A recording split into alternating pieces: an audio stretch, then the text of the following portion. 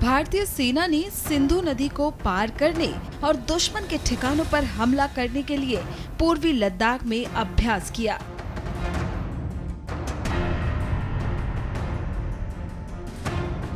सेना के T-90 और T-72 टैंक आकस्मिक परिस्थितियों की तैयारी के लिए किए जाते हैं।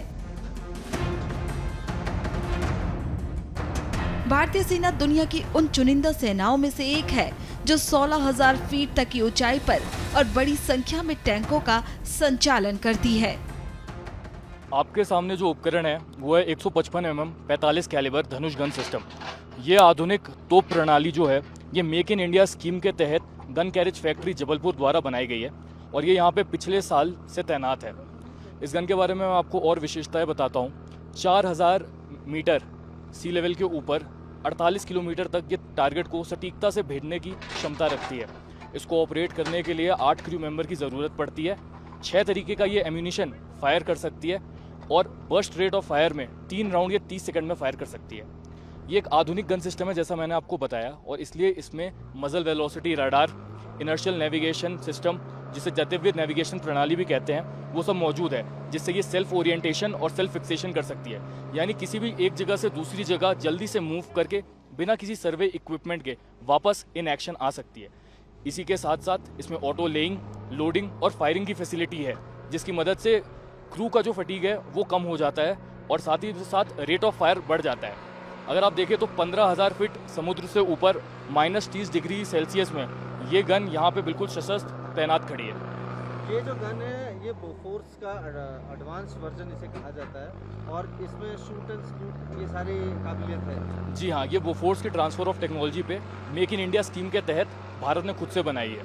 यह व्हीकल M4 भारत का बना हुआ है। इस व्हीकल को भारतीय सेना में 2022 में शामिल किया गया। इस व्हीकल में टोटल 10 जवान के लिए डिजाइन किया गया है। इस व्हीकल में 8 फायर पोर्ट दिए गए हैं, जिसके द्वारा जवान अपनी सुरक्षा रखते हुए कारगर फायर कर सकता है। इस व्हीकल के ऊपर ऑटो वेपन के लिए सुविधा दी गई है। ऑटो वेपन को लगा के हम लॉन्ग रेंज तक फायर कर सकते हैं। इस लद्दाख जैसे एरिया में हम इस व्हीकल को 60 से 70 किलोमीटर की स्पीड में चला सकते हैं। भारतीय सेना ने क्षेत्र में बख्तरबंद ताकत को इस हद तक मजबूत कर दिया है कि वो प्रतिद्वंदी के किसी भी दुस्साहस से निपट सकते हैं। पहले भारतीय सेना पाकिस्तान के मोर्चे पर पंजाब सेक्टर में बड़े पैमाने पर इस तरह के अभ्यास करती थी, क्योंकि ऐसा माना जाता था कि केवल मैदानी और रेगिस्तानी इलाकों में ही टैंक युद्ध होंगे। लेकिन अब हालात बदल चुके हैं और ये तस्वीरें इस बात का सबूत हैं।